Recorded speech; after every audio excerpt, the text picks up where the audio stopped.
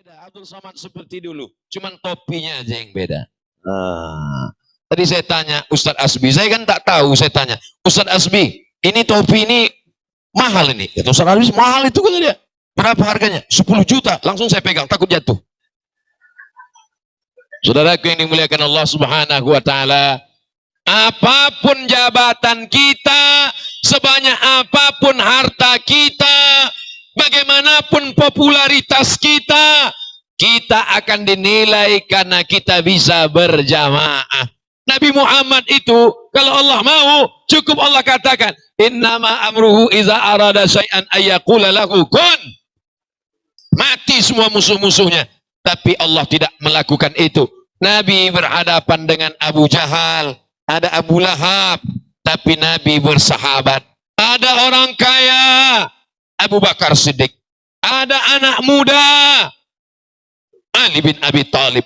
Ada yang gagah perkasa, Umar bin Khattab. Ada yang kaya raya, Utsman bin Affan. Ada perempuan, Asma binti Abi Bakar. Ada anak gadis, Aisyah radhiyallahu anha. Ada perempuan kaya, Khadijah Al-Kubra. Jadi kita tinggal menggolongkan diri kita dengan siapa. Ada di antara jamaah ini yang tua bijaksana, gabungkan diri dengan Abu Bakar Siddiq. Ada di sini anak muda, gabungkan diri dengan Ali bin Abi Thalib. Ada yang gagah perkasa, gabungkan diri dengan Umar bin Khattab. Ada yang kaya raya, gabungkan diri dengan Utsman bin Affan. Ibu-ibu, gabungkan diri. Kalau muda, Aisyah. Kalau tua, Khadijah. Kalau sedang, Asma. Ada yang pelit, bakhil, membenci dakwah, gabungkan diri dengan Abu Lahab. Semua sudah ada tempatnya masing-masing. Mudah-mudahan nanti kita di akhirat bertemu dengan mereka itu insya Allah. Kecuali Abu Lahab. Karena Abu Lahab satu surat khusus untuk dia. Tabbat yada Abi Lahabin wa tab ma aghna anhu maluhu wa ma kasab sayasla naran dzata lahab wa imra'atuhu hammalatal hatab. Saya pun ada juga dalam Quran. Qul huwallahu ahad.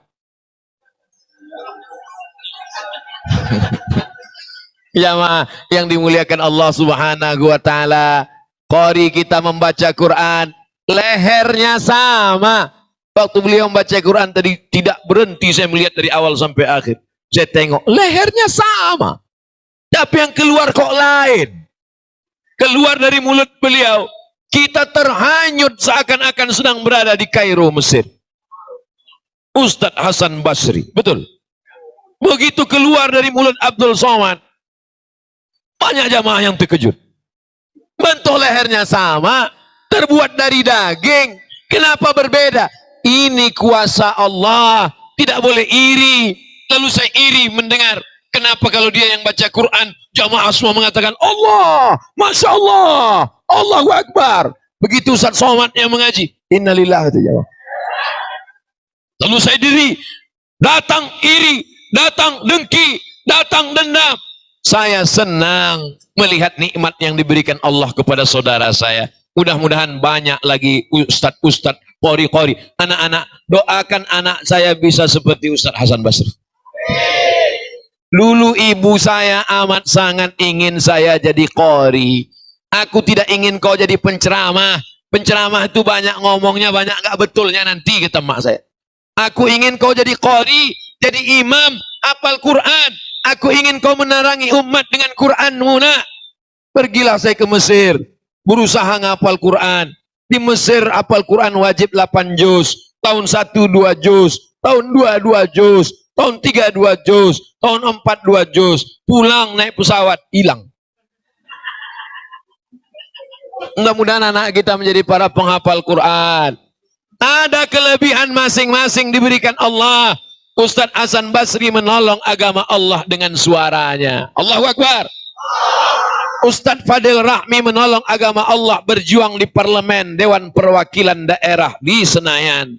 Dia juga menolong agama dengan jihad konstitusional. Allahu Akbar. Bapak Kapolres menolong agama Allah dengan jabatannya dengan seragam polisinya. Kira-kira ustadz yang ceramah 1 jam dengan polisi sholat 5 menit, mana yang lebih efektif? Ceramah 1 jam atau sholat 5 menit?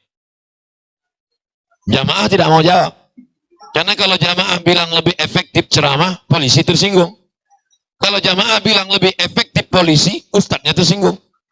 Oke, saya kasih contoh. Ustadz datang ke masjid, terlambat karena macet. Tiba-tiba ada anak-anak ribut di belakang masjid. Khotib sedang khutbah. Ini true story, kisah nyata. Masuk saya ke masjid, anak-anak di belakang ribut. Khotib sedang khutbah. Taatlah kepada Allah, takutlah kepada Allah. Ketawa anak-anak ini. Padahal khotib berapi-api di atas mimbar. Begitu saya lihat dia lihat lagi. Tiba-tiba masuk polisi. Polisi terlambat juga. Lebih lambat pula dari saya lagi. Karena dia mengatur lalu lintas. Begitu dia masuk, langsung anak-anak didiam. Kira-kira mana lebih efektif berdakwah? Penceramah atau dengan seragam? Ketawa tanda setuju. Bahwa dakwah tidak hanya ceramah, tidak hanya khutbah dengan seragammu. Bapak Ibu bangga nggak melihat tentara dengan seragamnya sholat di masjid? Bangga. Kami yang tidak punya seragam ini, yang punya koko, yang cuman punya sorban, yang cuman punya celana, bukan seragam biasa, maka melihat orang berseragam ke masjid itu bangga luar biasa. Apa kata ibu-ibu kepada anaknya? Oh, tengok tuh, tentara aja sholat ke masjid. Lihat tuh, bapak kau di rumah nggak sholat? Tadi saya katakan anak-anak ribut itu di tempat lain, di Bantaeng anak-anak, coba lihat, tenang, Masya Allah. Anak-anak tenang mendengar ceramah. Saya mulai dari jam 8, saya sudah jam 8 lewat 45 menit tenang. Ini menunjukkan anak ini datang bukan karena dipaksa oleh orang tuanya. Banyak anak-anak ikut ke masjid, begitu sampai langsung tidur. Andai tidur sekalipun, mudah-mudahan anak ini menjadi pejuang mujahid menolong agama Allah Subhanahu wa taala. Dia memang polisi, tapi itu tugas keduanya. Tugas pertamanya adalah menolong agama Allah. Betul? Dia adalah tentara, tapi itu profesi keduanya. Profesi pertamanya adalah menolong agama Allah. Dia adalah jaksa, tapi itu pekerjaan keduanya. Pekerjaan pertamanya adalah ud'u ila sabili rabbik, mengajak orang ke jalan. Oh, kok jalan Sudirman? Mengajak orang ke jalan Allah. Panglima Besar Jenderal Sudirman mengajak orang ke jalan Allah. Bergerilya, ditangkap Belanda, tidak tertangkap. Ada penipu, pengkhianat, pembohong.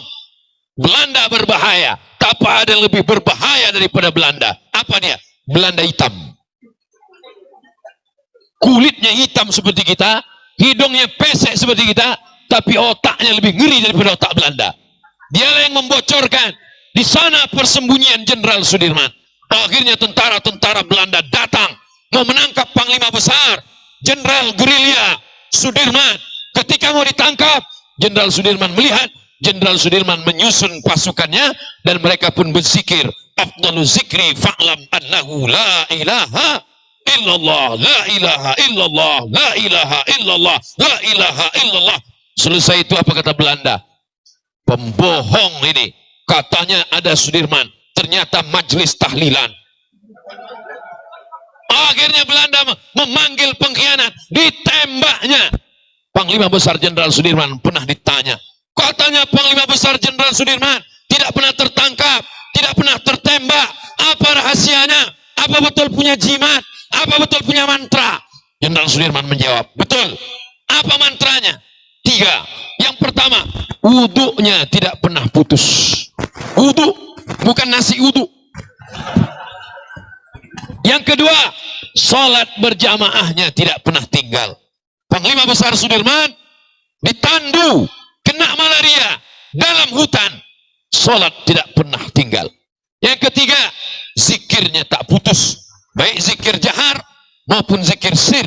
Zikir jahar kedengaran, la ilaha illallah, subhanallah, alhamdulillah, Allahu akbar, la haula wala quwata illa billah. Zikir sir.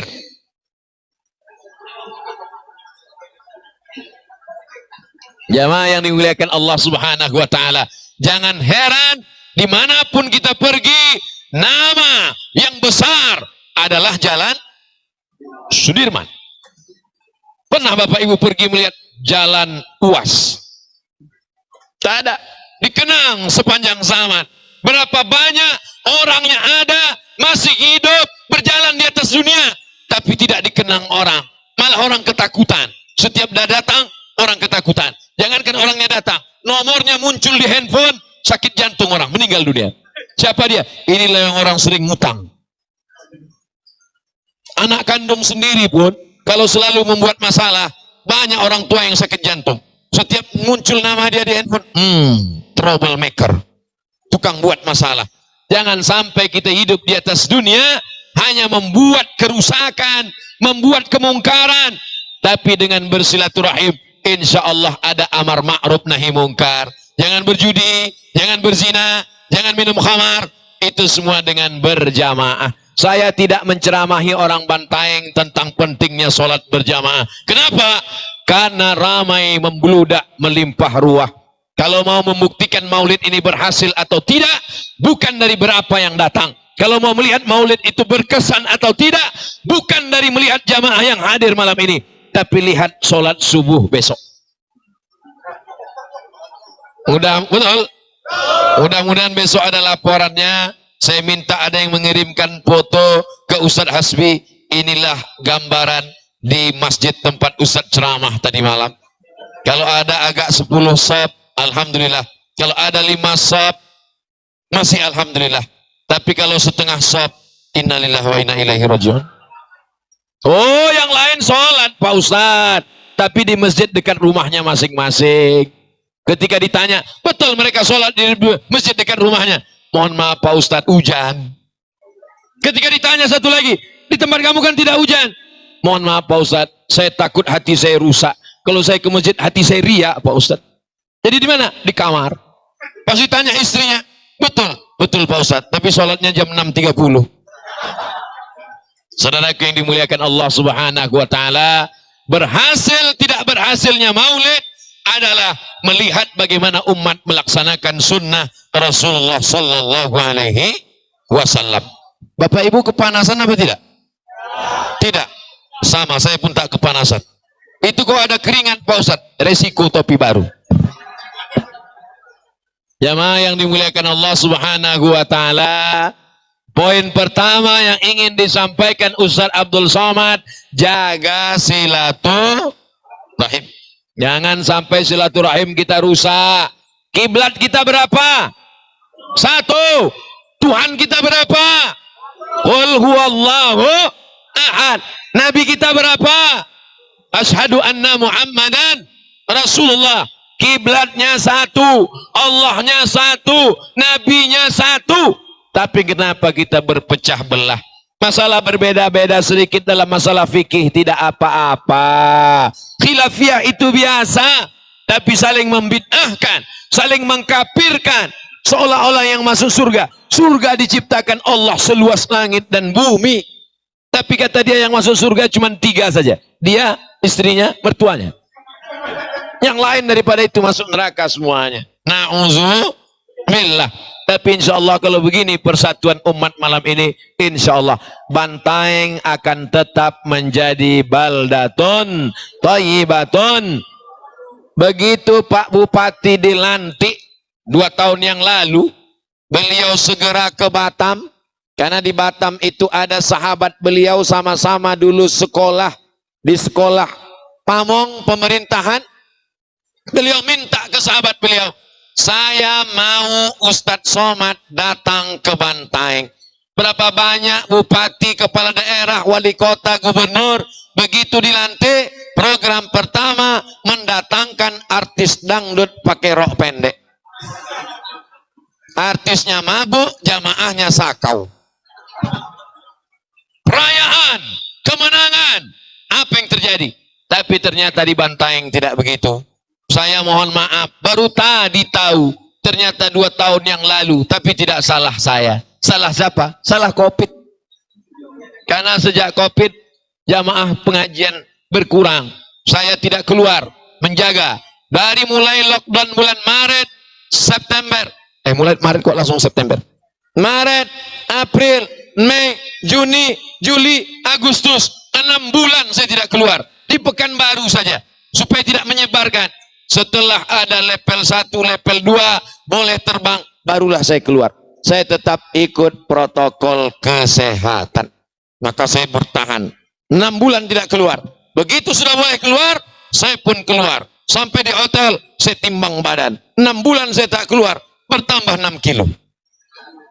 Jadi kalau ada yang sekarang mengatakan, kenapa Ustadz berubah sekarang? Itu gara-gara COVID juga. Jamaah yang dimuliakan Allah Subhanahu wa Ta'ala, kita bisa bersama. Ini semua adalah rahmat Allah Subhanahu wa Ta'ala. Apa kata Allah? Wa'tasimu bihablillah. Berpegang teguhlah kamu dengan tali Allah. Yang dimaksud tali Allah itu adalah Islam. Apapun sukunya, apapun bahasanya, yang satu dari Sumatera, yang satu dari Sulawesi, kita disatukan oleh asyhadu an la ilaha illallah wa asyhadu anna Muhammadan Rasulullah. Semuanya mengangkat tangan. Yang besar itu Allah. Yang besar bukan sukunya, yang besar bukan adatnya, yang besar bukan bahasanya. Semua dia berkata Allahu Akbar. Dia ulang sekali lagi, Allahu Akbar kabira. Aku kecil, aku tak ada apa-apa, tidak layak dipuji. Walhamdulillahi katsira. Aku tidak suci, aku kotor, penuh dengan dosa. Wa subhanallahi bukratan wa asila. Orang bisa berjamaah